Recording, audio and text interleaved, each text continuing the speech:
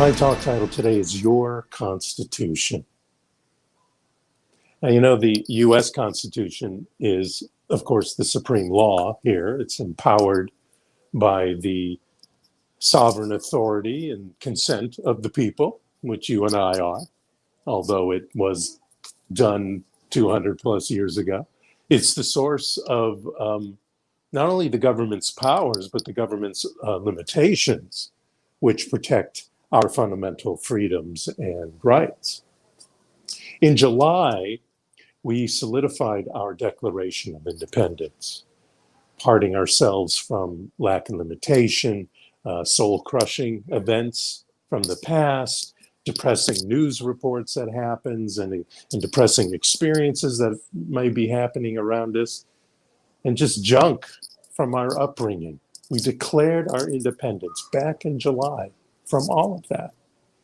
Now, these ideas, these experiences may show up now and again. You know, I'm not going to lie about it. I'm not going to try to fool you. I'm not trying to do any some sort of spiritual avoidance of it. Things happen.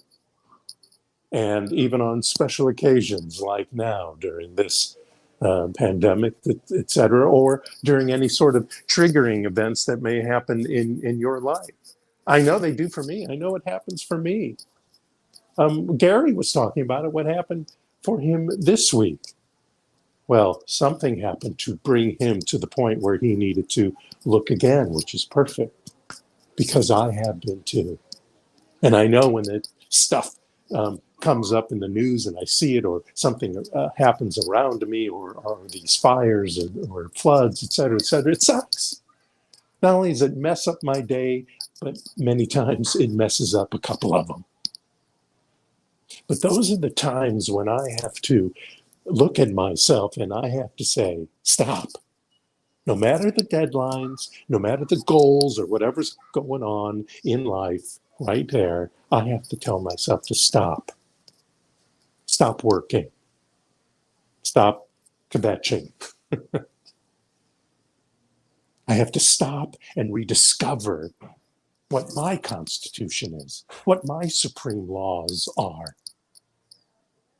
Are they of skepticism and doubt, fear and worry, or are they of faith and action?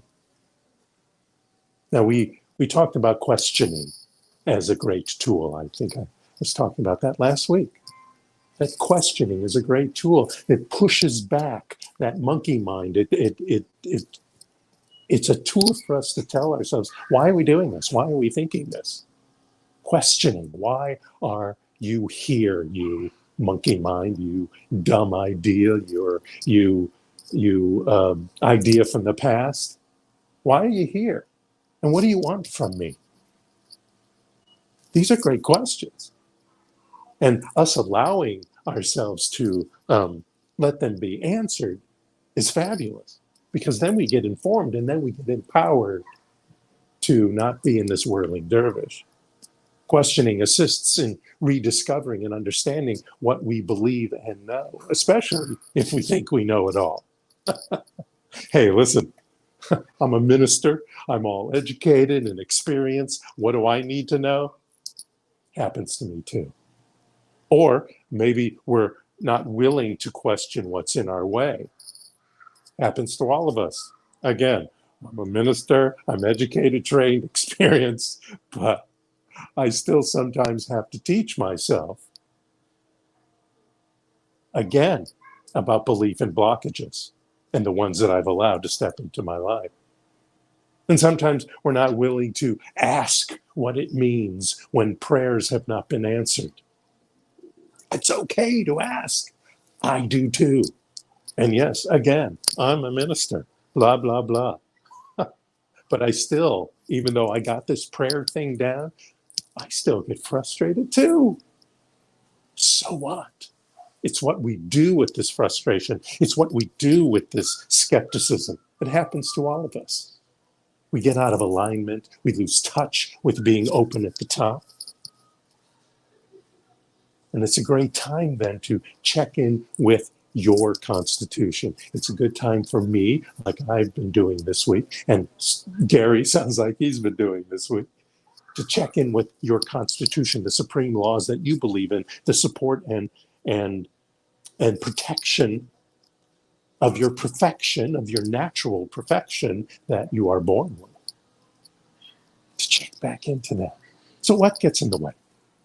Skepticism gets in the way. We get a lack of faith, and that destroys faith. When we have a lack of faith, it destroys it. It starts to minimize it, and that comes from skepticism. But we have to remember that if every thought is a prayer, if every thought is creating a synaptic connection, that if consistent becomes a belief that lives in our subconscious, then we need to step up when we realize this is happening and take back control. And it's okay if it's happening, it happens. Things are going on around us, and we lose our diligence in our belief system. Because we have to remember that we're informing the universe what the color is of our experiences, what the flavor is of our experiences. And to counteract that, we need to feed it with more faith. We need to feed it with more prosperous thoughts. We need to feed it with a reminder of who we are.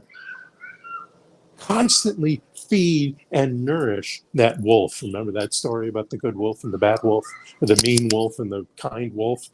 The grandfather telling his grandchildren that there are two wolves, and one's mean and hateful, et cetera, and the other is kind and loving, et cetera, and they're having a fight, they're having a war, there's a war between them, and one of the grandchildren says, well, which one is going to win? And the grandfather says, the one you feed. That fight may seem constant. That fight may seem to jump back into your life again, but which one are you going to feed? Will Rogers said that even if you're on the right track, you'll get run over. And you'll get run over if you just sit there. If you just sit there, you're going to get run over by this skepticism. Instead of seeing it come to you and closer and starting to affect you. Oh, you can't see my other hand, sorry. It's starting to get closer and closer and starting to affect you, and yet not hit you, and so that you can go, stop. Same with doubt. Number 2 is doubt. To counteract doubt, every time you have a successful manifestation, these are some quick tools, some simple little tools, and you'll be amazed how powerful they are. But so every time doubt comes into your mind, to counteract that, every time you have a successful manifestation in your life, whatever that is, big, small, add it to a success journal. Have a success journal. I don't care if it's a big fancy book or some just pad of paper or maybe a bunch of Post-it notes somewhere. Add it to your success journal. Every time you have a rockin' affirmative prayer, like today, if these affirmative prayers, we've done 3 of them already, really rocked your world, you really felt it in your heart, body was tingling, well, however that is that affects you when you really know that a prayer has had a really good effect on your mind and your body and your heart, put that in your success journal. That continuously feeds your faith muscles. Now, every time you have an aha moment, you ever had an aha moment? I have aha moments all the time. Some are teeny, some are big, some are not about my faith or my life in a way, but they're aha moments. Sometimes they're just a memory of, who sang that song or something. It becomes an aha moment. Add that to your gratitude journal. Do you have a gratitude journal? Maybe that could be part of your success journal. And these little aha moments could be small. It doesn't matter. Or they could be large. I'm going to tell you a little quick story about a large aha moment for somebody. His name was Simon Lovell. He was about 31 years old. He was a professional con man. Okay, and he spun his gambling tricks that he learned from his grandfather into a very lucrative business. And he would fleece strangers out of money without hesitation or remorse. He would find his marks, the people he was going to eventually take money from, in hotels all over the world. This guy was all over the world doing this. And he kept doing this until this day in 1988, when things started to be different, when this aha moment showed up. So he was in Europe and he spotted this guy in a bar and he plied him with drinks, and he did this, what is called a cross con. It's a classic con in which he makes the other person believe that they're going to be part of a foolproof get-rich scheme. You ever been a part of one of those, or been attempted to, read it in the internet or something? The prince from Nigeria get-rich scheme. Anyway, the con went perfectly. And he said, I took him for an extremely large amount of money. Now, after he was done, Lovell hustled this drunk man out of the hotel room where the fleecing actually occurred, where the exchange of money actually occurred, intending to leave him in the hallway so that, the hotel security would find him and deal with him. But then something unexpected happened. The guy whose money he stole, suddenly went to pieces. He kind of came back to more consciousness, and he had a fit. Not an angry fit. He felt bad. He said, and Lovell says, I'd never seen a man break down that badly, ever. He was just sliding down the hall, weeping and wailing. And what followed was a moment Lovell would change his life. It was an aha moment. It was the hinge point of his life. And he said it was as if a light suddenly went on.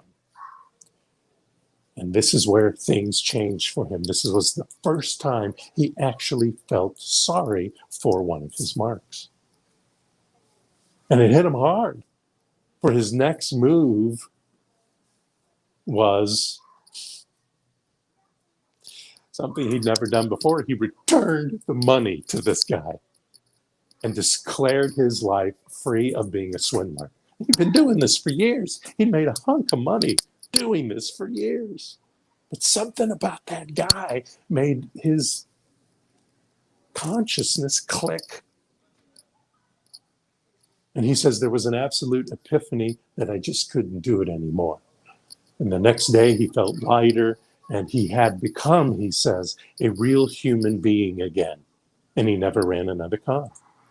In the decades that followed, Lovell turned his gift for smooth patter and sleight of hand into a highly successful one-man show that ran off Broadway for 8 years. And this guy's written 16 books on not only on self-improvement, but on the kind of magic, as they call it, the sleight of hand that he does. He's also done dozens and dozens of television appearances, and he was the consultant for the character, the con man character, Neil Caffrey, on the show White Collar. That was played by Matt Bomer on White Collar. He was the consultant on that.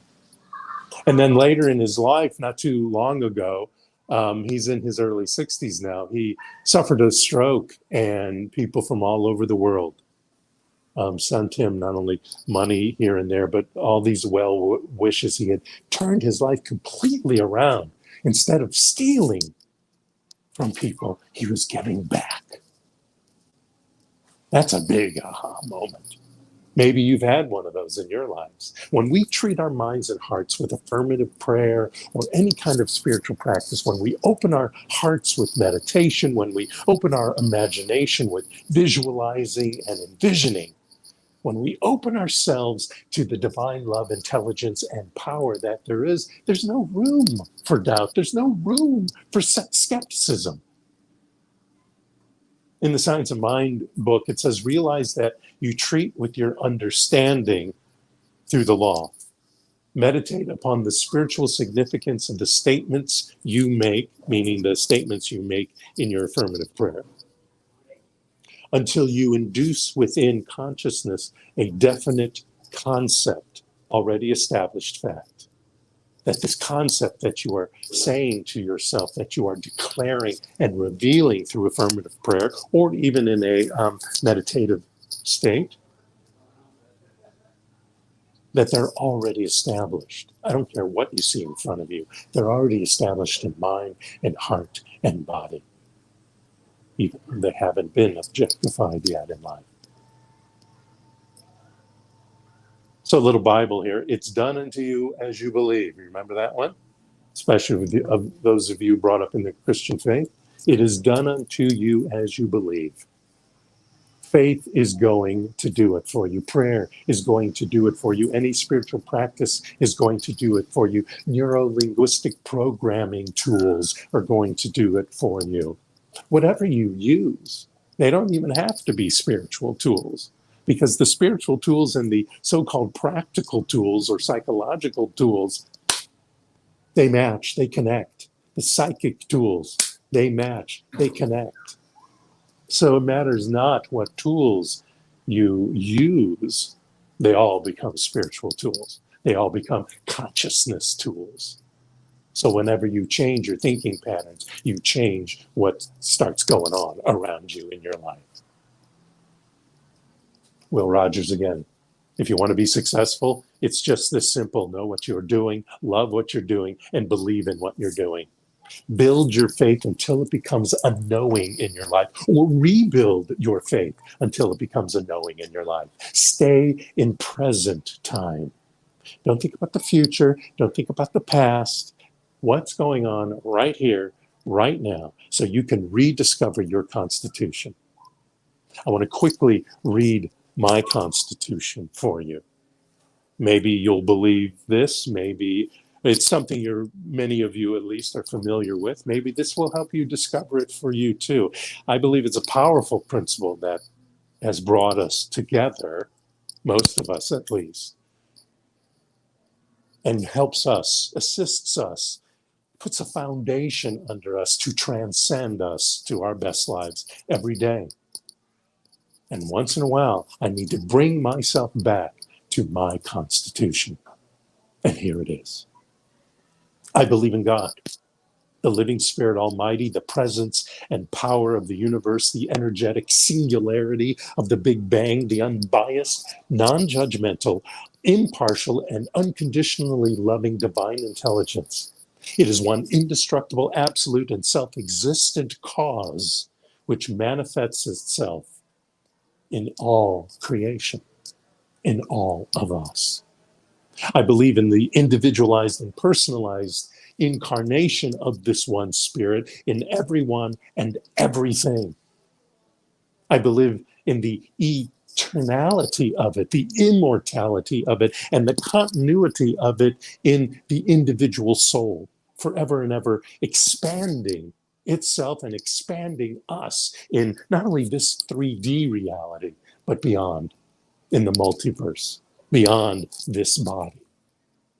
I believe that this power that is within me, that is within each and every one of us, reveals itself in all I think, feel, believe, and do right now. Not later, not after a prayer, not after meditation, right now. I believe heaven and hell are states of mind, and that I experience either to the degree that I sit in the belief of them in my life.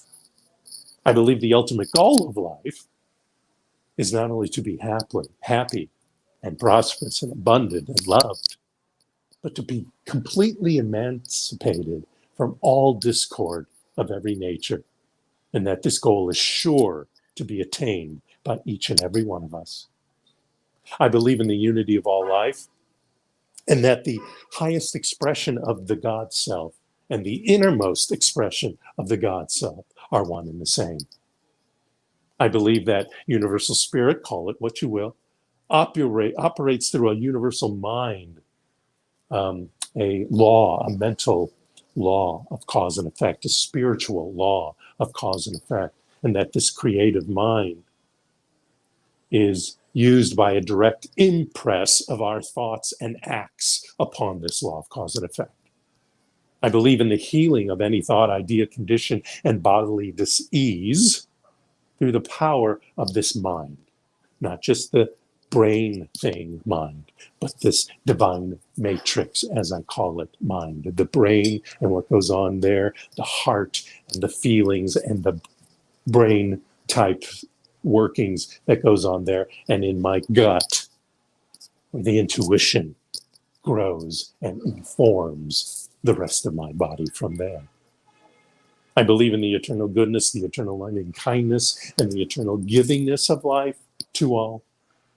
And I believe my destiny is defined by me, for I understand that the life of all is God, and my life is a divine life, inherently perfect, whole, and complete as I see fit. Inherently perfect, whole, and complete as I see fit. So what's your constitution? It may be some of the things I said or some other way than the things I said, but what's yours? Because that's what's most important, is the constitution you have decided to have in your life, the supreme laws of your life. Anytime. It doesn't have to be a special occasion. Anytime. Revisit them. Reveal them again in your life. Believe them and live them. Be them. Be it. Be it. Be that supreme law in your life. Live it again. For then, no matter what's been going on, no matter what is going on, you will live a life from a perspective of those supreme laws. A life that is abundant, full of love, full of prosperity, full of glorious health, full of the best of you. Thank you so much. Namaste.